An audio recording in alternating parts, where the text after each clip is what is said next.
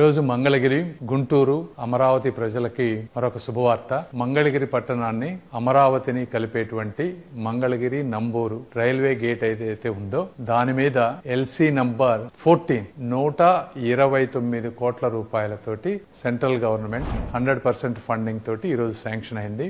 ఈ బ్రిడ్జ్ చాలా ఇంపార్టెంట్. ఎందుకంటే ఒకటి, రేపు అమరావతిలో కొన్ని వేల కోట్ల రూపాయల వర్క్స్ జరగబోతా ఉన్నాయి. ఆ ఎక్విప్మెంట్ సామాగ్రి అంతా కూడా సిటీ బయటకు తీసుకువెళ్లాలంటే ఇక్కడ ఉన్నటువంటి రైల్వే గేట్ వల్ల తీవ్ర అంతరాయం జరిగేటువంటి పరిస్థితి. సో ఈ బ్రిడ్జ్ వల్ల అదొకటి మంచి జరుగుతుంది.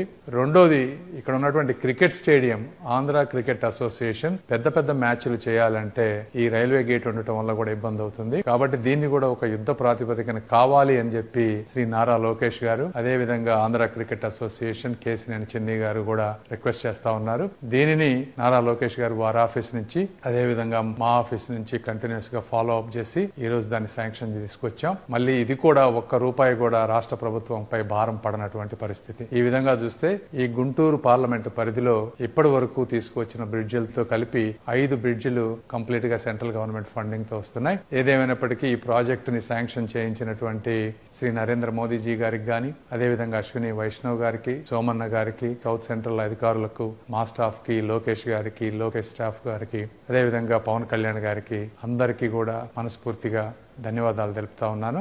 ఈ ప్రాజెక్టు గురించి ఒరిజినల్ గా శ్రీ నారా చంద్రబాబు నాయుడు గారు ఇంకా 6 లేన్లు కూడా అవసరం అవుతుంది ఫ్యూచర్ లో అని అడిగారు. బట్ ఏదేమైనప్పటికీ ఇమీడియట్ గా వర్క్ స్టార్ట్ చేయడం కోసం ప్రస్తుతం ఉన్న రైల్వే నిబంధనల ప్రకారం 4 లైన్స్ కి అప్రూవ్ చేసి అవసరమైతే ఫ్యూచర్ లో 6 లైన్స్ కి తీసుకువెళ్లే ప్రణాళిక చేస్తాం. ఇదే కాకుండా ఇప్పటి వరకు అప్రూవ్ అయినటువంటి 4 బ్రిడ్జెస్ లో 3 ఆల్రెడీ టెండర్ స్టేజెస్ కి వెళ్ళినాయి. ఇంకా ఒకటి మిగిలింది. అది ఇది కలిపి మొత్తం మిగిలినవి కూడా టెండర్ స్టేజెస్ కి త్వరలో వెళ్తాయి.